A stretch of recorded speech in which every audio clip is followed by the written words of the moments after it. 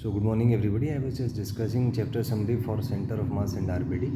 तो अगर एक रिंग की हम बात करें तो सेमी रिंग की, तो सेमी रिंग का जो सेंटर ऑफ मास है डायमीटर से परपेंडिकुलर डिस्टेंस पे होता है 2r/π पे। डिस्क का होता है 4r/3π। होलो हेमीस्फीयर की बात करें तो r/2 और सॉलिड हेमीस्फीयर का होता है 3r/8 पे। अगला पॉइंट है, अगर कोई रिजिड बॉडी हमें दिया हुआ है और ये किसी एक्सिस के अबाउट मूव कर रहा है तो यहाँ पे इसका मोमेंट ऑफ इनर्शिया होता है m², जहाँ पे m मास है और k को कहते हैं radius of gyration of the body and I is the moment of inertia of the body. वहीं पे k से कि अगर कोई बॉडी है वो r रेडियस के सर्कल में मूव कर रहा है तो उसका मोमेंट ऑफ इनर्शिया होता है mr²। I का m के साथ ग्राफ स्ट्रेट लाइन होगा, r के साथ पैराबोला और r² के साथ स्ट्रेट लाइन, जैसे कि आप देख सकते हैं। इसके बाद नेक्स्ट एक केस आता है, दो पॉइंट मासेस हैं m1 m2 separated by distance small d। एक एक्सिस है जो उनके सेंटर ऑफ मास से पास कर रहा है। मान लीजिए सेंटर ऑफ मास से m1 का डिस्टेंस d1 है, m2 का डिस्टेंस d2 है। तो d1 यहाँ आ जाएगा after calculations m2d upon m1 plus m2 और d2 आ जाएगा m1d by m1 plus m2। यहाँ से अगर आप रेशो देखें d1/d2 का, ये m2/m1 आएगा, मतलब d प्रोपोर्शनल टू 1/m है।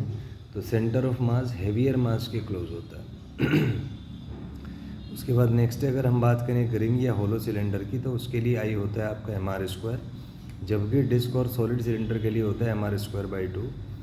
होलो स्फीयर के लिए moment of inertia 2/3 mr², solid sphere के लिए 2/5 mr² होता है। तो ये कुछ स्टैंडर्ड वैल्यूज़ हैं। आगे अगर बात करें होलो स्फीयर का जो टेंजेंशियल एक्सिस है, इसके अबाउट मोमेंट ऑफ इनर्शिया होगा 5/3 mr², सॉलिड स्फीयर का होगा 7/5 mr²। नेक्स्ट पॉइंट पे अगर हम टॉर्क की बात करें तो मान लीजिए कोई पॉइंट P है और O से P का पोजीशन वेक्टर R और फोर्स वेक्टर F है। तो यहाँ पे जो टॉर्क लगेगा वो होता है जी r×F। इसको सॉल्व करेंगे RF sin θ into n cap आ जाएगा। मैग्नीट्यूड ऑफ टॉर्क की बात करें तो RF sin θ होगा, और थीटा 0 है तो टॉर्क मिनिमम, और 180 पे मिनिमम और 90 पे आपका मैक्सिमम होगा। इसके बाद नेक्स्ट पॉइंट आता है आपका एंगुलर मोमेंटम।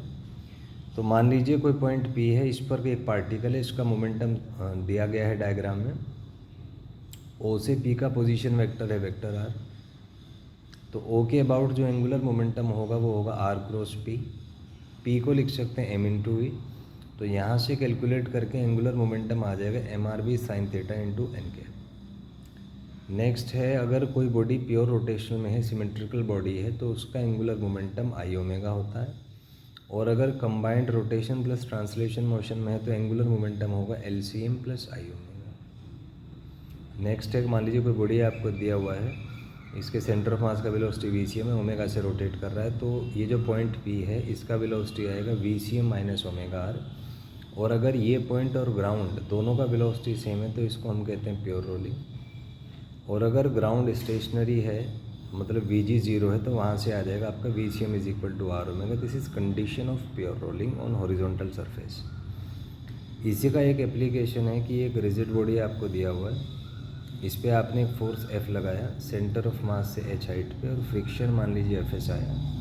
तो ये पूरा सिस्टम अगर प्योर रोल कर रहा है तो उस केस में जो सेंटर ऑफ मास का एक्सेलेरेशन आता है वो आएगा आपका F/m multiplied by 1 + h/r divided by 1 + k²/r²। Friction आएगा F h/r minus k²/r² upon 1 + k²/r²। और जो मिनिमम कोफिशिएंट ऑफ फ्रिक्शन है जी वो आएगा आपका Fs अपॉन mg। ये इसके पैरामीटर्स हैं। तो इसमें आपने देखा कि हमने एक वीडियो में एक चैप्टर से रिलेटेड लगभग सारे पॉइंट्स डिस्कस किए हैं। तो यदि आपने कोई चैप्टर कर लिया है और उसका क्विक रिवीजन आप चाहते हैं तो उसमें ये वीडियोस आपके लिए हेल्पफुल हो पाएंगे।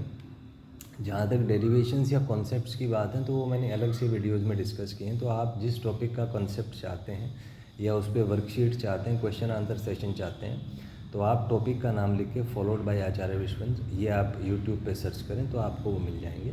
जैसे मान लीजिए आप एक्सेलरेशन पे वर्कशीट चाहते हैं तो आप सर्च करें एक्सेलरेशन बाय आचार्य विश्वंस। तो उसमें जितने मेरे वीडियोस हैं उसमें वीडियो लेक्चर्स भी हैं, वर्कशीट्स भी है, समरी भी है, कॉन्सेप्ट लेक्चर्स भी हैं, तो वो सारे आप एक्सेस कर सकते हैं।